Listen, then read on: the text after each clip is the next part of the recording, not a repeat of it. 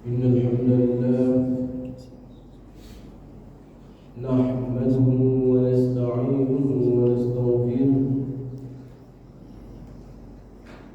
ونعوذ بالله من شرور أنفسنا ومن سيئات أعمالنا من يهده الله فلا مضل له ومن يضلله فلا هادي له أشهد أن لا إله إلا الله وأشهد أن محمدا عبده ورسوله اللهم صل وسلم على سيدنا محمد وعلى آله وأصحابه ومن تبعهم بإحسان إلى يوم الدين. أما بعد فيا أيها الحاضرون أوصيكم ونفسي بتقوى الله فقد فاز المتقون. قال الله تعالى في كتابه الكريم أعوذ بالله من الشيطان الرجيم بسم الله الرحمن الرحيم فمن يعمل مثقال ذرة خيرا يره ومن يعمل مثقال ذرة شرا يره. صدق الله العظيم.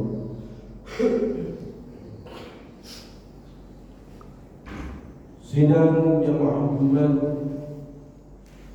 yang insyaallah dirahmati Allah Subhanahu wa taala. Alhamdulillah,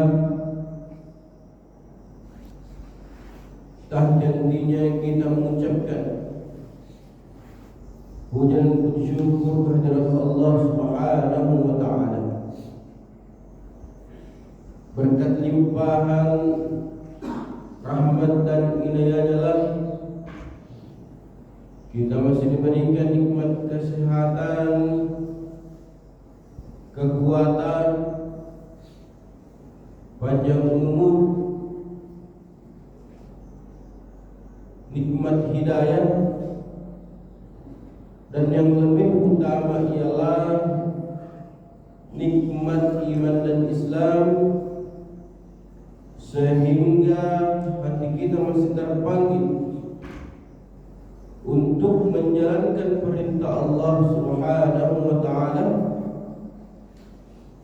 dan duduk bersimpuh di tempat yang sangat-sangat mulia ini. Salawat serta salam semoga tetap tercurah kepada baginda kita Nabiullah Nabi Muhammad sallallahu alaihi wasallam beserta keluarga dan para sahabatnya hingga kepada kita yang senantiasa mengharap ridha dan syafaatnya di hari kiamat. Ma'asyiral muslimin jamaah Jumat rahimakumullah. Melalui mimbar yang mulia ini, khatib selalu berpesan kepada diri pribadi khususnya dan para jamaah Jumat umumnya untuk selalu meningkatkan keimanan dan ketakwaan kita kepada Allah Subhanahu wa taala, sebab hanya iman dan takwa yang akan menjadi benteng untuk keselamatan diri kita kelak. Sidang jamaah Jumat yang dirahmati Allah Subhanahu wa taala. Rasulullah sallallahu alaihi wasallam pernah mengabarkan kepada kita semua bahawa iman itu memiliki 70 cabang. Cabang yang paling tertinggi ialah mengikrarkan kalimat la ilaha illallah, dan yang terendah kata Rasulullah menyingkirkan gangguan dari jalan. Sebagaimana hadis yang mengatakan al-iman bid'un wa sab'una aw bid'un wa sittuna syu'batan fa aqdul wa qul la Wa adnaha imatatul adha 'anil tariq wal haya'u syu'batun minal iman. Iman itu memiliki 70 cabang. Cabang yang paling tertinggi kata Rasulullah perkataan la ilaha illallah. Kemudian yang terendah kata Rasulullah menyingkirkan duri dari jalanan, dan rasa malu itu termasuk cabang dari iman. Kaitan dengan cabang atau bukti iman yang terendah, Rasulullah sallallahu alaihi wasallam pernah meriwayatkan, pernah menceritakan bahwasanya ada seorang pria yang dimasukkan Allah ke dalam surganya karena menyingkirkan dahan pohon yang berduri di jalanan yang biasa dilalui banyak orang. Sebagaimana riwayat yang mengisahkan, marrajul yamshi bi tariqin wajada husna syauqin 'ala at-tariq fa aqarrahu fa syakara Allah lahu fa ghafara lahu. Saat seorang pria sedang berjalan, tiba-tiba ia mendapati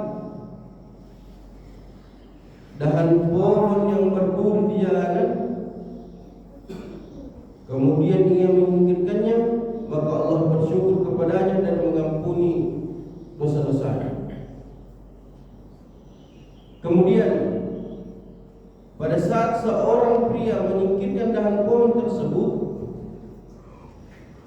tujuannya agar tidak membahayakan orang-orang yang melintas, terutama sesama muslim. Maka dari itu Allah Subhanahu wa ta'ala mengampuni segala dosa-dosanya dan memasukkannya ke dalam surga. Dan berkat amalnya itu Rasulullah sallallahu alaihi wasallam melihatnya sedang mendapatkan kenikmatan di dalam surganya Allah Subhanahu wa ta'ala. Ma'asyiral muslimin jamaah Jumat rahimakumullah. Dari kisah di atas kita mengetahui bahwa pria itu hanya mengerjakan amal yang kecil, namun Allah membalasnya dengan balasan yang sangat luar biasa dan istimewa. Sungguh besar dan luasnya rahmat serta kerja Allah Subhanahu wa ta'ala. Pantas Rasulullah sallallahu alaihi wasallam sering mengingatkan kepada kita, singkirkan duri dari jalan kaum muslimin, atau singkirkan gangguan dari jalan kaum muslimin.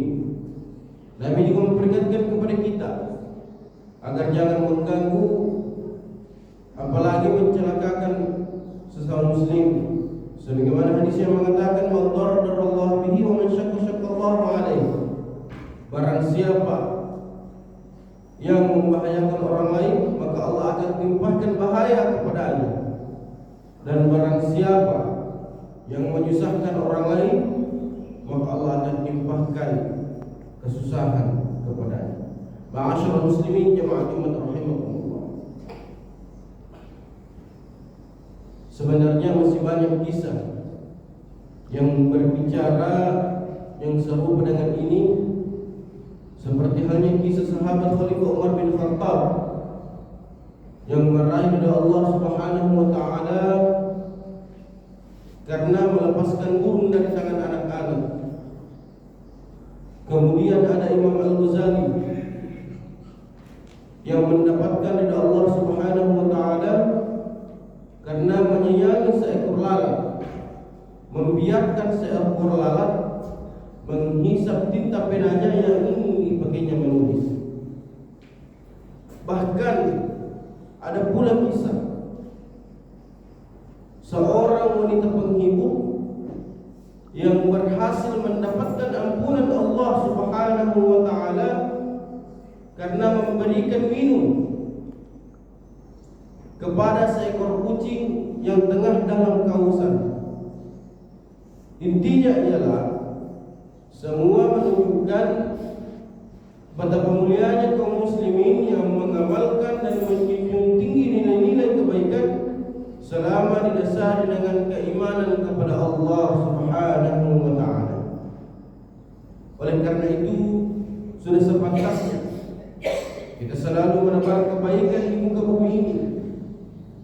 Walaupun itu kecil, ingatlah sekecil apapun amal kebaikan itu akan tampak terlihat kelak di hadapan Allah Subhanahu wa taala.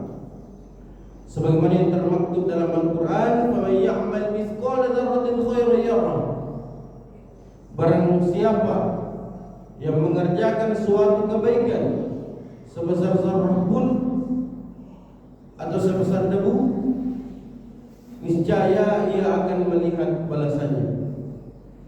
Maka dari itu, jangan pernah menyepelekan suatu kebaikan, sekecil apapun itu, baik kepada sesama manusia, sesama muslim, maupun kepada sesama makhluk Allah.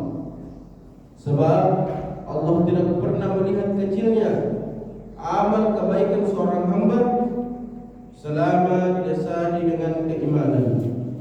Lagi pula, ridha Allah yang dirahasiakan bisa jadi terdapat pada amal yang besar, bisa juga terdapat pada amal yang kecil. Allahu a'lam bishawab. Semoga kita senantiasa mendapatkan ridha Allah Subhanahu wa taala dan kelak kita semua dimasukkan ke dalam surga. Barakallahu li wa lakum fil Qur'anil 'azim wa nafa'ani wa iyyakum bima fihi min al-ayati wa dhikril hakim. Taqabbalallahu minni wa minkum tilawatahu innahu huwas samiul 'alim.